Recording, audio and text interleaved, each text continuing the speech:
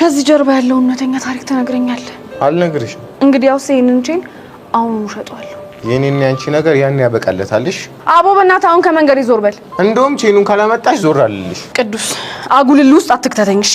አሉስ ብትገቢ ምን ልታመጪ ነው? የምሬን ነው የምልህ። ቼኑን ሸጧለሁ። ያኔ እኔና ያንተ ነገር እዚህ ላይ በደንብ ያበቃል። እሺ ግን ለምንድን ነው ቆይ ማትረጂ? እሺ እንድረዳ ከፈለክ ንገረኛ። ሳልነግርሽ ምን አለ ብትረጂኝ? ቆይ ከጀርባ ያለው ታሪክ ደባሪ ነው እንዴ? አዎ ደባሪ ታሪክ ነው ያለው። የምሬን ነው ቅዱሴ? አዎ የምሬን። ታዲያ እንደዚህ አትለኝም ነበር? እስካሁን ስላስጨነቅኩ በጣም ይቅርታሽ።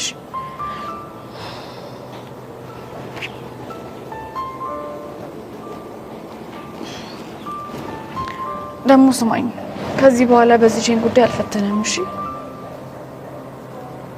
ስለተረዳሽኝ በጣም አመሰግናለሁ። ኧረ ጣጣ የለውም። በቃ እኔ ልሂድ። ፊዮሪ። አቤት። የደበኩትን ነገር ለአንዴና ለመጨረሻ ጊዜ ልንገርሽ። እርግጠኛ ነህ ቅዱሴ? አዎ እርግጠኛ። እሺ ሌላ ቦታ እንሂድ። እሺ እንዴት ነው? ምንም እየገባኝ አይደለም። ምን ማለት ነው? ቆይ ለምንድን ነው ልጁን ከስር ከስሩ የምትከታተዩ? ማንን? ስለማን እንደማወራ እኮ ግልጽ ነው። እዩሲና ምንድን ነው የምታወሪው? በሄደበት ሁሉ እየተከታተልሽ የማይሆን ቃላት እንደምትናገሪው ማላቅ ነው እንዴ ይመስልሽ? የት ነው የተከታተልኩት ባክሽ? ይሄን ሰሞን ሰፈር ለሰፈር እሱ የሚቀመጥበት እየሽፋታ እንደነሳሹ ደርሼበታለሁ እኮ ነው ሄቨንኝ የተከታተልኩት። እንግዲህ ነገር 10 ጊዜ አደጋግሚ። ይልቅ እሱ ራሱ ቤቴ ድረስ እየመጣ መግቢያ መውጫ እያሳጣኝ ስለሆነ አዳብ ብታዥው ጥሩ ይመስለኛል። እሺ እውነት ያኔ ዮሲ? አዎ ያንቺ ዮሲ። አልቀረብሽም። እንኳን አንቺን ይቅርና ማንንም ሴት የሚከታተል ልጅ አይደለም። እሺ ላንቺ ሊመስልሽ ይችላል። ካንቺን ብሶ እኮ ልጁን ልውስ ለመክተት የምታደርጊው ጥረት እኮ ነው በጣም የሚገርመኝ። የምንልህ እንጃልሽ።